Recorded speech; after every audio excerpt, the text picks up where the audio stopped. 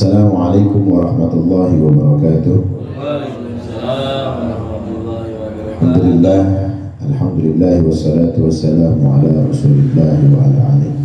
Allahumma salli wa sallim wa barik ala sayyidina wa habibina wa syafi'ina wa qurrati a'yunina maulana Muhammadin wa ala alihi wa sahbihi wa ala la hawla wa la quwwata illa billah. Subhanaka la ilma lana illa ma 'allamtana innaka antal alimul hakim. Rabbi shrah li sadri wa yassir li amri wa hlul 'uqdatam min lisani yafqahu qawli. Amin. Termasuk sifat wara ialah menghindari rasa kenyang. Gitu. Dia menghindari. Jadi enggak sampai maruk banget gitu, kenyang sampai buncit banget. Kita kan kalau udah sampai rada-rada yang kayaknya udah bikin begak, udahlah ya. Ini sifat wara itu nggak sampai membuat dirinya lalai. Nah, hal-hal yang sifatnya makruh aja itu dijauhi. Ya belajar pelan-pelan. Kalau masih demen sama yang makruh-makruh, belum bisa terlepas dari itu, tapi kita udah punya niat. Nah, ini salah satu kiat bahwa ilmu ini udah mulai pelan-pelan merasuki jiwanya. Kita harus punya kiat, harus punya semangat untuk menjauhkan diri kita dari hal-hal yang sifat syubhat atau makruhiyat. Yang kelebihan itu bakal kita yang dapat sendiri, bukan orang lain. Bukan apa gara-gara ente terus waro orang lain dapat untung, enggak, ente sendiri yang dapat, bukan orang lain. Wa ya'mal mithqala dzarratin khairan yarah wa ya'mal mithqala dzarratin syarran yarah. Baik untuk ente petunjuknya juga ada, hasilnya juga kelihatan. Buruk untuk ente juga dikasih tahu, hasilnya juga kelihatan. Jadi nggak usah kita jelek-jelekin diri atau bagus-bagusin diri. Kalau emang punya sifat yang hakikatnya tulus karena Allah, hasilnya juga bakal kembali pada kita.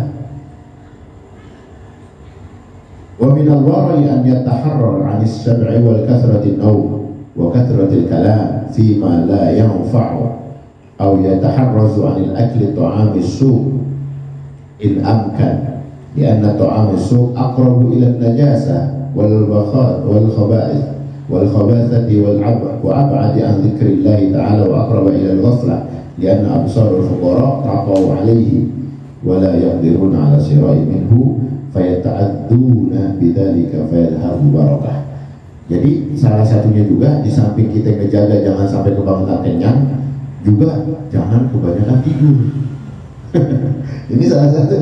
Ini kalau lagi kagak ada mau tidur mulu. Jangan kebanyakan tidur. Nah, ini salah satu ngejaga sifat wara. Kalau aja lagi tidur istirahat untuk memanjangkan amal ibadahnya, nggak ada masalah. Ya, lagi dalam keadaan sakit, bukan juga kita lagi keadaan perlu istirahat, perlu misalnya dijaga badan kita dari hal-hal yang sifatnya sia-sia, itu beda. Banyakin tidur untuk bed rest gak apa-apa. Kalau ente banyakin banget semangat, malah jadinya kebalik jadinya, bukan sifat wara. Ente gak ngejaga hakul badan, haknya badan ente gak jaga. Cuma terlalu lalai kepada lelapnya tidur, itu juga salah satu membelakangi sifat wara. Ya. An yataharraza 'anil sabi wa kathratil nawm wa kathratil kalam. Dan jangan banyak ngomong, banyak cerita nih. Maksudnya cerita itu cerita banyakan sia-sianya. Ya, banyak ngomong kayak gak jelas. Yang diomongin juga banyaknya madorotnya. Ya. Gak ada manfaatnya, gak ada gugahan-gugahan. Kita marah atas Allah, dia marah karena Allah, cinta karena Allah, cemburu karena Allah, gak ada. Kalau nggak ada sifat-sifat itu, maka kita harus hindari banyak ngomongin. Kalau ada sedikit banyak yang kita omongin itu ada aliran-aliran manfaat untuk karena Allah. Nah, marah karena apa? Karena Allah. Cinta karena apa? Karena Allah. Itu kalau kita ceritain dalam konteks itu nggak masalah. Ya. Waqat ada kalam fi ma la yanfa', yang enggak ada manfaatnya, banyak ngomong yang enggak ada manfaatnya. Wa yataharraz min akli ta'am su', dan kita juga sifat wara ini dianjurkan jangan kebanyakan makan makanan pasar yang kagak jelas. Makan makanan pasar tuh. Alhamdulillah, misalnya kalau kita hidup sekarang udah pasar semua isinya.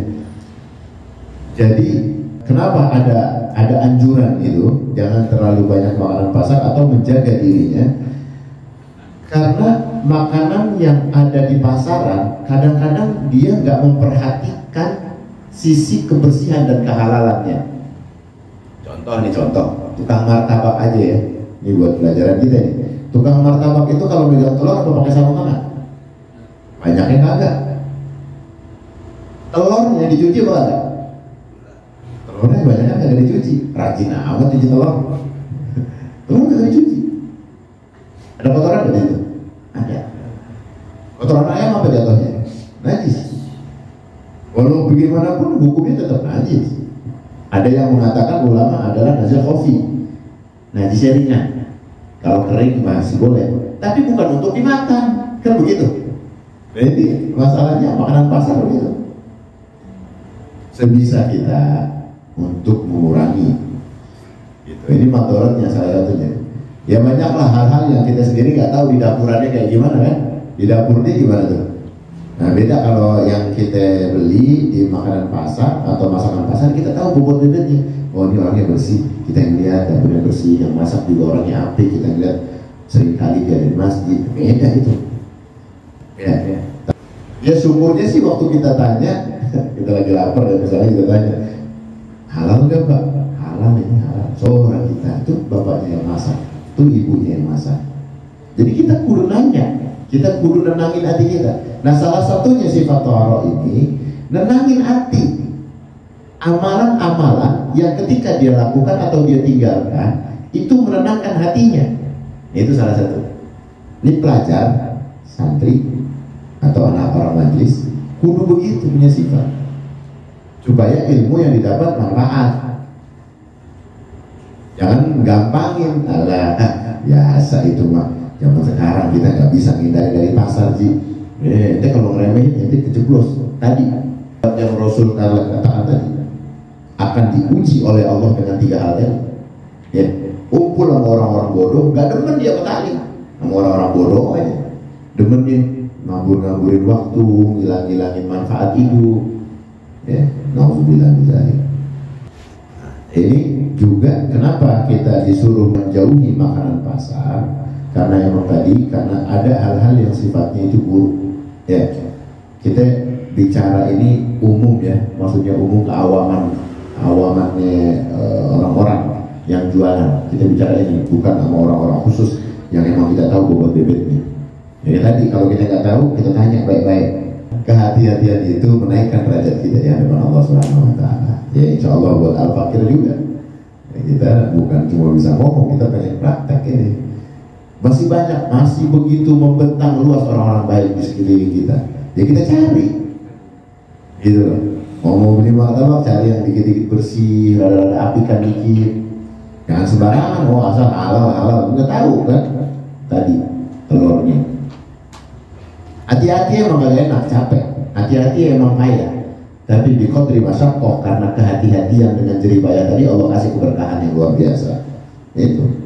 Kenapa ulama-ulama bisa manfaat ilmunya sampai sedemikian ke kita sampai ke anak cucu kita bisa ketularan karena kehati-hatian yang beliau jaga. Nah, ini kalau disampaikan lalu kita menerima dan kita berusaha menjalani, insya Allah kita bagian dari kelompok mereka. Amin ya rabbal alamin. Billahi taufiq hidayah wa afu minkum. Wassalamualaikum warahmatullahi wabarakatuh.